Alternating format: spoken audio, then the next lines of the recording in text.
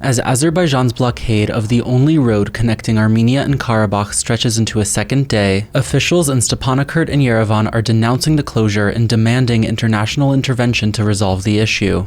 Karabakh President Arayik Harutyunyan struck a defiant note today, saying, quote, "Azerbaijan's provocations will not yield results, and Stepanakert will not make unilateral concessions." Earlier, Harutyunyan convened an emergency session of Karabakh's Security Council, after which his administration sent a written appeal to the Russian peacekeepers stationed in the region, urging them to facilitate the road's reopening. For his part, Karabakh State Minister Ruben Vartanyan said he would set up a 24/7 operational headquarters to allow him to coordinate work among Karabakh's various ministries and government agencies. And lawmakers in Stepanakert issued a joint statement denouncing the blockade and urging the United Nations to convene an emergency session on the situation in Karabakh. Meanwhile, in Yerevan, Armenia's foreign ministry released a statement warning of a, quote, imminent threat of a food and humanitarian crisis in Karabakh and accusing Azerbaijan of, quote, pursuing a policy of ethnic cleansing in the region. Echoing those concerns, Karabakh's health ministry today put out a statement stressing that patients in critical condition in the region cannot be transferred to better equipped hospitals in Armenia due to the blockade.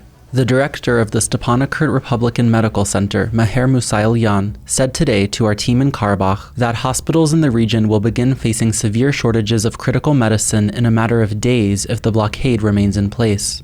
As of 5 p.m. local time, the Goris-Stepanakert highway remained closed, marking more than 30 hours since a group of Azerbaijanis in civilian clothing began blocking the road, effectively cutting off Karabakh's Armenians from the outside world. It is the longest stretch of time that the road has been closed since the end of the 2020 war, which saw Russian peacekeepers take control of the route.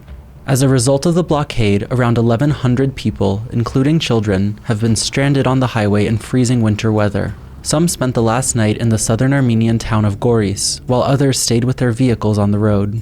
The Azerbaijanis who blocked the highway are presenting themselves as environmental activists and demanding a meeting with Andrei Volkov, the commander of the Russian peacekeeping forces in Karabakh.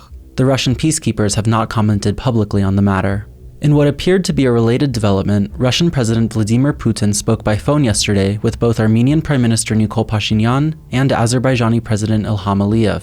The Kremlin's readouts of the talks were light on detail. Political analyst Tigran Grigoryan sat down with us today to talk about the blockade, warning it threatens to create a, quote, humanitarian catastrophe in Karabakh. For Tigran's full analysis on what the blockade means for the Russian peacekeepers' mission in the region and for the future of ongoing peace efforts between Armenia and Azerbaijan, you can find the entire interview now on our website and YouTube channel.